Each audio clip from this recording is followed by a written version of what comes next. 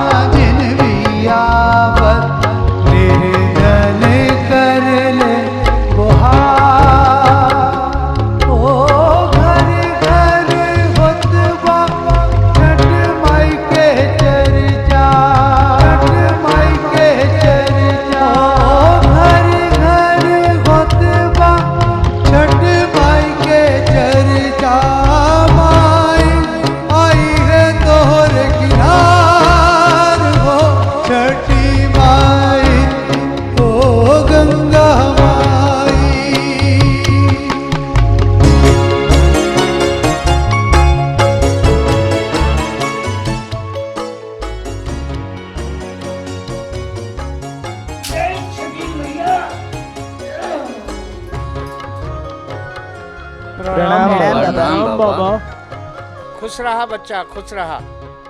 अरे ई बताओ, हमार कुटिया पर तोहार लोगन का आगमन कैसे भइला? बाबा, हमनी के राउर मधुर भजन गावत सुन के रुआ कुटिया पर खींचल चली आइल बन जा बाबा। हमनी के छठ माई के कथा सुनाई। ये छठी माई के ह, कहाँ से आईनी, ये माई कौन है? लेकिन ये एको बात हमारी समझ में नहीं आवत है। आप जब छठी माई के भजन गावत रही, छठ मैया कहाँ से आई और वो कौन है? बाबा, छठ मैया की कथा हमें सुनाई। ठीक बा बच्चा, हम त्योहार लोगों के छठी मैया की कथा सुनाई। बोला, छठी मैया की जय। अच्छा बच्चा, अब ध्यान पूर्वक छठी मैया की कथा सुना। ये कथा श्रीमद् देवी भगवत पुराण से है। प्रकृति के छठे अंश से भयले के कारण ई का नाम छठी मैया पड़े। बाबा, ये मूल प्राकृतिक का होला? गंगू मूल प्रकृति धरती, आकाश, जल, आग, हवा वे आत्मा भैला। इनका बिना कोई जीव जंतु इस संसार में जीवित न रह सकेला। अच्छा सुना, हम त्योहार के छठी मैया के अद्भुत महिमा सुनावत बानी। एको राजा रहले, का नाम रहा प्रियव्रत। उनका पिता रहले स्वयंभू। योगी भैला के कारण प्रियव्रत विवाह ना करत रहले। एको दिन ओम ब्रह्माय नमः, ओम ब्रह्माय नमः, ओम ब्रह्माय नमः, ओम ब्रह्माय नमः। भक्त प्रियव्रत, कौनो योग तब सफल ना होई जब तक तू ब्याह न करबा। गुरुदेव, जैसा आपका आदेश रही, हम वैसा ही करन। तथास्तु। मंगलम भगवान विष्णु, मंगलम गरुड़ध्वज, मंगलम काक्षर मंगलम महाकाय शोल गुण संप्रभा, निर्विघ्न कुरु मे देव सर्व। अब आप एक दूसरे के लिए वरमान डालिए। ब्रह्मा जी के आशीर्वाद दिला के कुछ वर्ष बाद प्रियव्रत की शादी हो गई। प्रियव्रत गौरी शंकर से आशीर्वाद लेते रहे। बात सफल हो गई। अब आप शिव शंकर पार्वती के मंदिर में जाकर आशीर्वाद लें।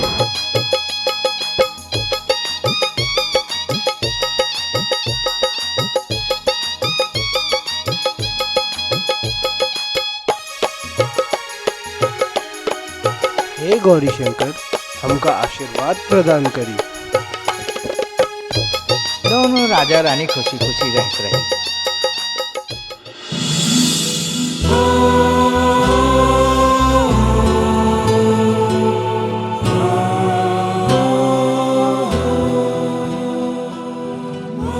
प्रियव्रत का उम्र दृढ़ हो गई, परंतु औलाद ना भाई। राजा रानी बात का बहुत दुख होते रहे।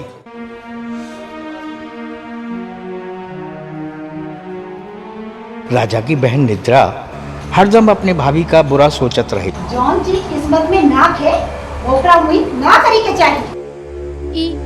ई तू का कहता रू? एकता भैया विवाह ना करते, ई विवाह कर ले, इको के बांझिन मिलन। हाँ। ए सूरज भगवान, और कितना परीक्षा लेव।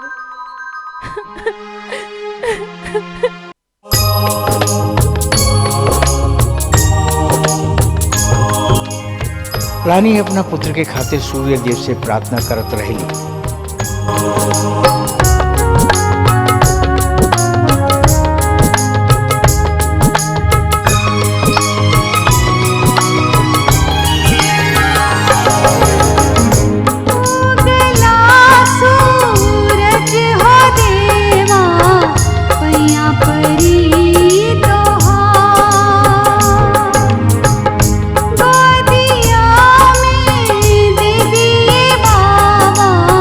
सुंदर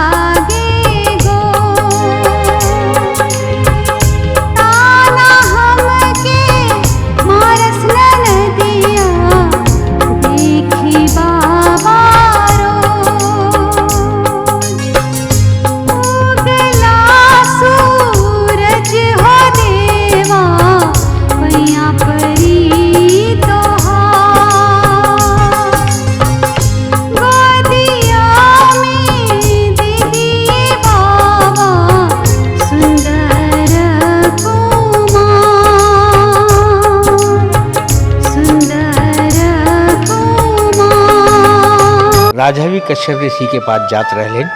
कश्यप ऋषि उपाय बतावत रहने। चिरंजीव भव राजन। राजन काहे उदास बाड़ा? एहे से बढ़कर उदासी का कारण का हो सकेला कि आज तक ले हमरा कोनो औलाद न भइले। राजन तू उदास मत होगा। पुत्र यक्कर तू नारियल, फूल, फल, दूध लेकर आ और साठी के चावल लेके आवा और पुत्र यक्कर आवा। तू भोजन करावा। भगवान सूर्य देव की कृपा से तोहार पुत्र प्राप्ति हुई। कल्याण हो। त हमके आज्ञा दे मुनिवर। कल्याण हो।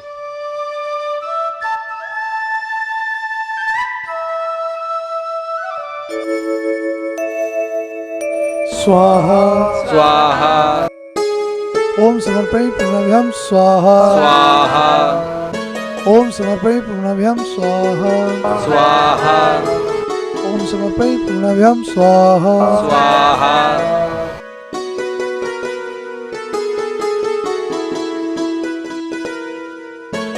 सूर्य देव के कृपा भइल।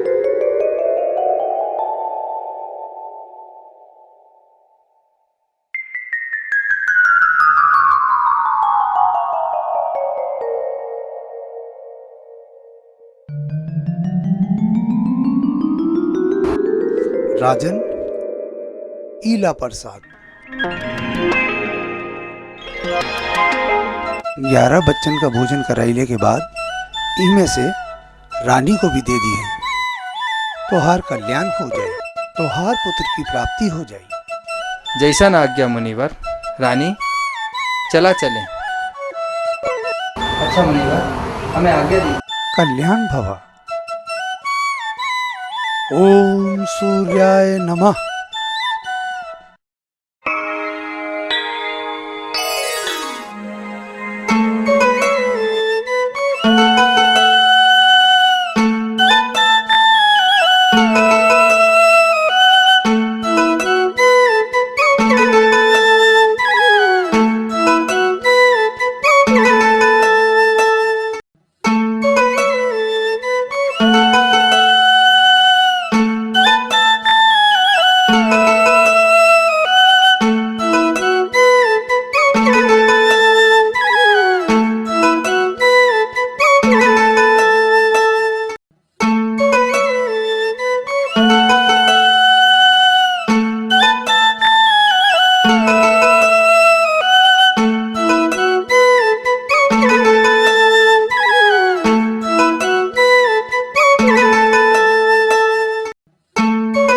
मंत्री हाय धरा।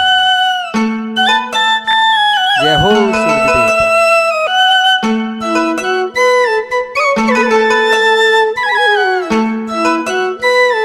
रानी हाय लो प्रसाद।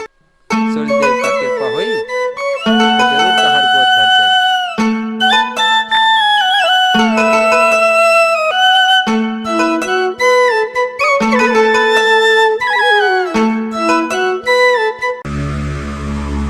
गोद भरी जाए।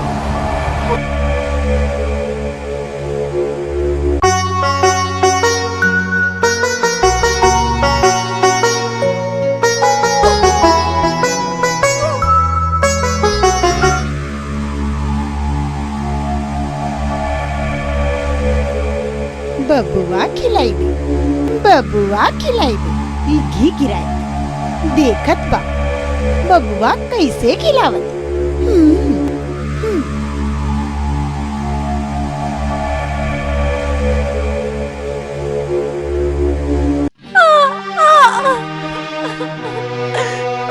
का भइल बौजी का भइल? अभी दाई माँ का बुला के लावत है।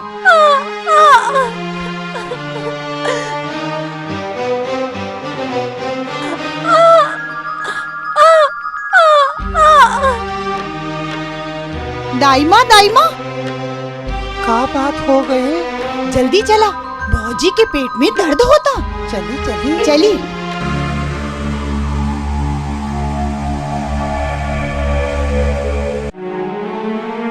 देखिए ना दाईमा, तुम रुकल हम जात हैं।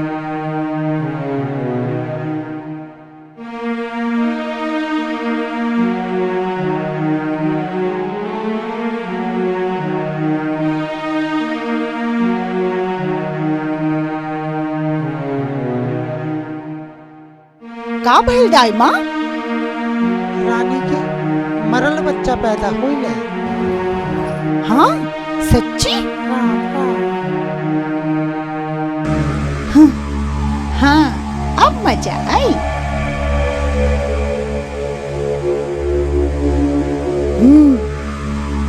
ई बात भइल ना। का भइल? भैया का भइल? साफ साफ बतावा निंद्रा। भैया भौजी तुहार हमार सपना पूरा ना कर सके। का? भौजी मरा बच्चा पैदा कैले। इससे तो तू दूसरा ब्याह कर। निंद्रा अपना हाथ में रहे।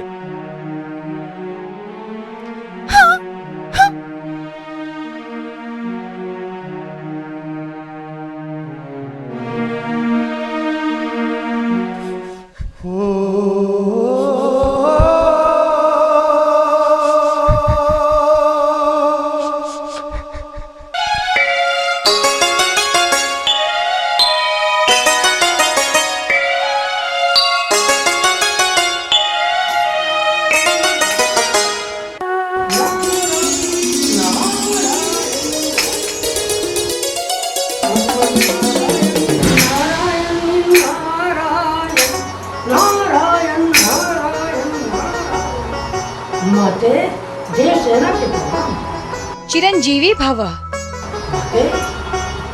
आप ते पुत्री को पुत्र देने निर्धन को माया देने वाली सीधी होनी है।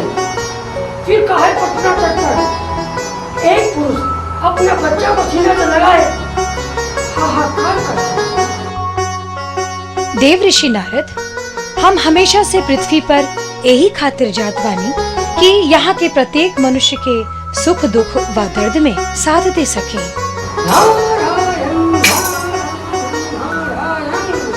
माते राक्षसों का संहार करे हुए तो और नाम दे सुना। अब पृथ्वी पर जाने के बाद आपको किस नाम से पुकारा जाएगा? ऐसे तो हम पृथ्वी पर अनेकों नाम से जानल जाएगी, लेकिन मूल प्रकृति के छठे अंश से प्रकट भइला के कारण हम छठी माई के नाम से जानल जाएगी।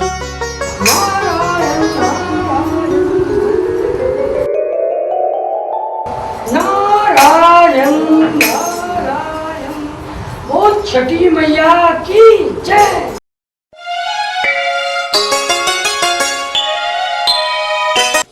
राजा मरा बच्चा लेके घाट की ओर जात रहे। घाट पर अचानक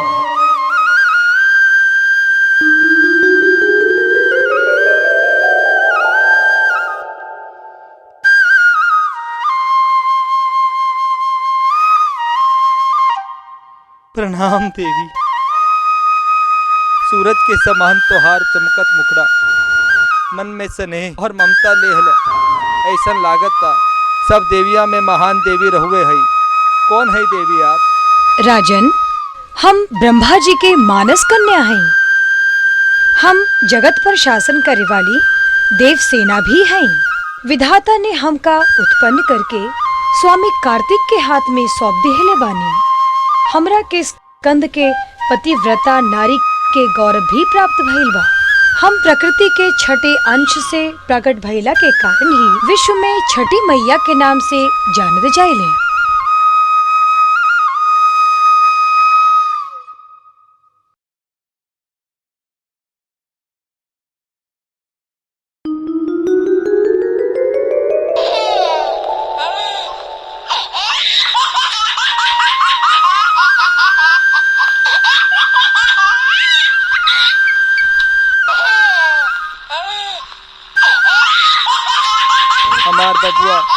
हमार बबुआ माई तोहार दर्शन पाके हम धन हो गई ने माई। राजन, हमरा व्रत से सभी मनुष्य के कल्याण होला। हमार व्रत से पुत्रहीन, नेत्रहीन, कर्महीन व जितना भी लोग पीड़ित बा वो सब अपने कर्म से उत्तम फल प्राप्त कर सकेला। कर्म सबसे बलवान होला। माई तोहरा आशीर्वाद से हमरा बबुआ जिंदा आ गइल बा। एक मरल बच्चा के जान देले बानी माई। हम तहार अधीन बानी माई। अब ए बबुआ के नाम तू ही रख दा माई। इनकर नाम सुव्रत होई। इनका में अनेक गुण होई हैं। ई विवेकशील, बुद्धिमान व विद्यावान भी होई हैं। ई भगवान नारायण के कला अवतार के महान योगी भी होई हैं। माता, एक बात और बता दी माई, रउआ से कैसे दर्शन होई? राजन, कार्तिक मास व चैत मास के शुक्ल पक्ष के षष्ठी तिथि में छठी मैया के गंगा के किनारे व यमुना के किनारे रेत की प्रतिमा बनाकर पूजा करेह। हम सभी भक्तन के अवश्य दर्शन देह।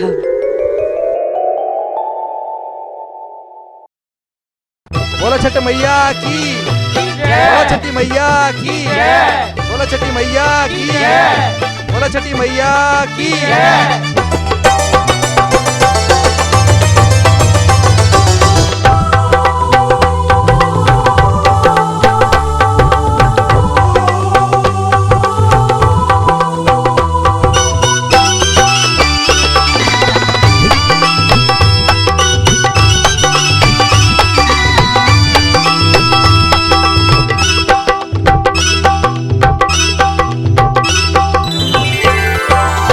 महिमा महान राउर आज हम गाई,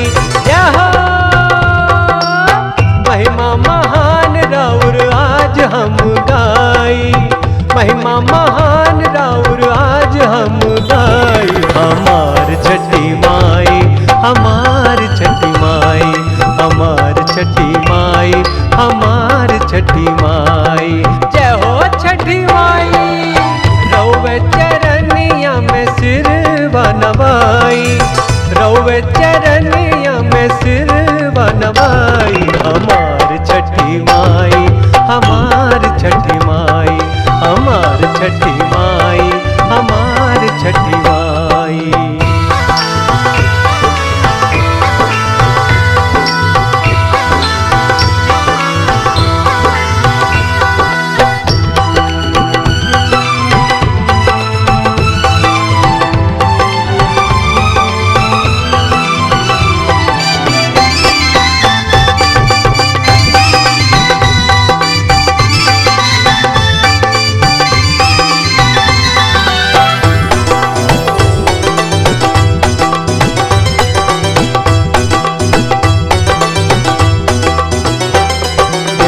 लोग कहे जय मैया, मानव लोग कहे जय मैया, धरती पर गुंजल जय मैया।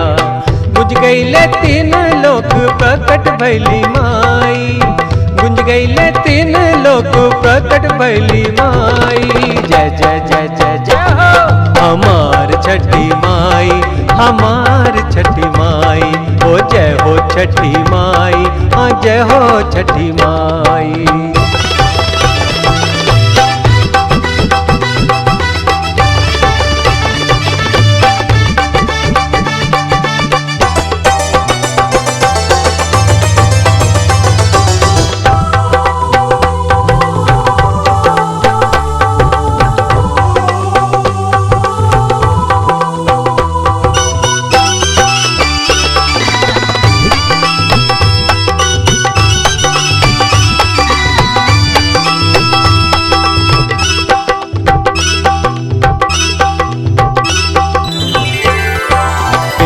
बोले जय मैया, विद्वान भी बोले जय मैया, नादान भी बोले जय मैया। निर्धन या निर्बल के होठिले सहाय, निर्धन या निर्बल के होठिले सहाय। जय जय जय जय जय हो हमार छठी माई, हमार छठी माई। जय हो छठी माई, ओ जय हो छठी माई।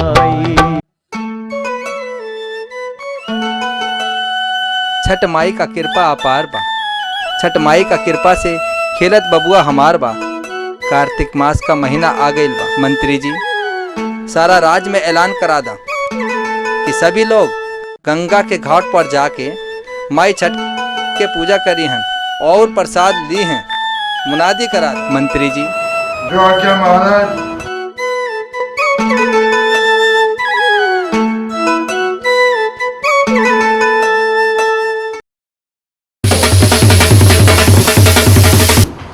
सुनो सुनो गांव वालों, गंगा घाट पे जाना है, छठ माँ के पूजा है।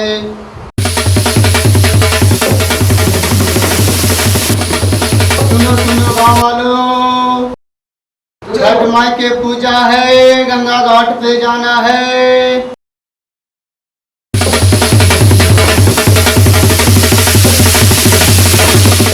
सुनो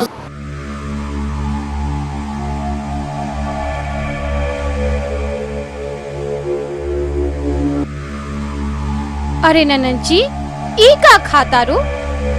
हम तो प्याज लहसुन का तड़का लगाएंगे, बढ़िया सब्जी खावत है। प्याज लहसुन खावत तो? ननद जी क्या तुम नहीं जानत हो कि छठ माई के व्रत में ये सब ना खावत है? हम तो खाएंगे। अब तो छठ मैया ही तो हाल भला कर। अनर्थ, घोर अनर्थ।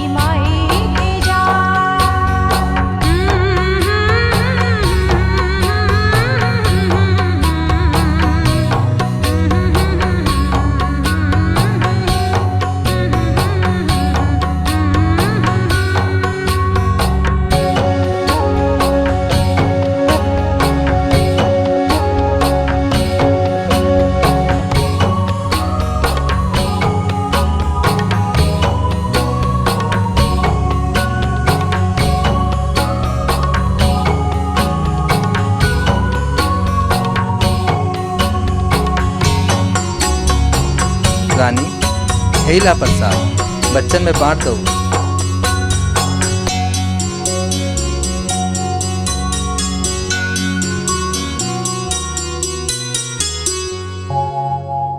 निद्रा, ये लो छठ मैया का प्रसाद, तुम भी लो।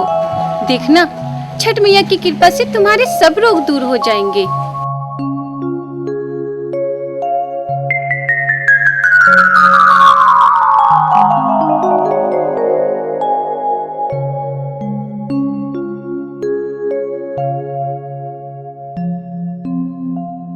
आज हम ठीक हो गए, आज हम ठीक हो गए, हम ठीक हो गए। छठ मैया, छठ मैया, छठ मैया, हम ठीक हो गए।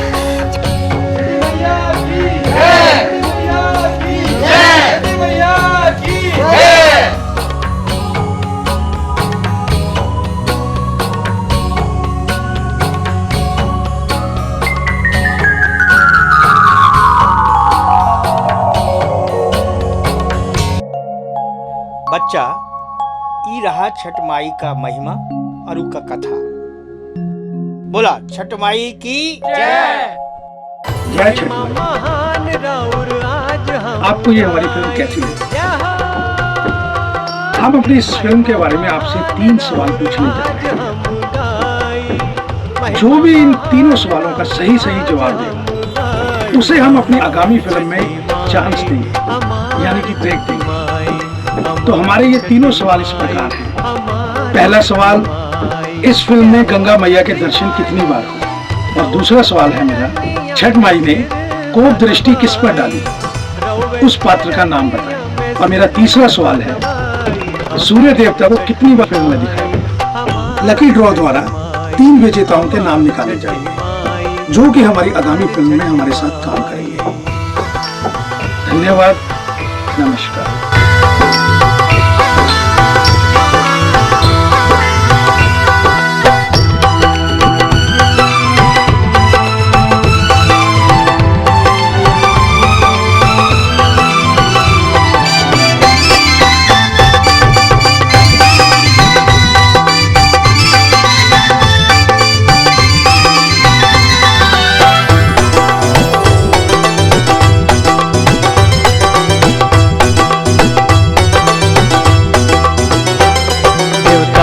कहे जय मैया, मानव लोग कहे जय मैया, धरती पर गूंजल जय मैया।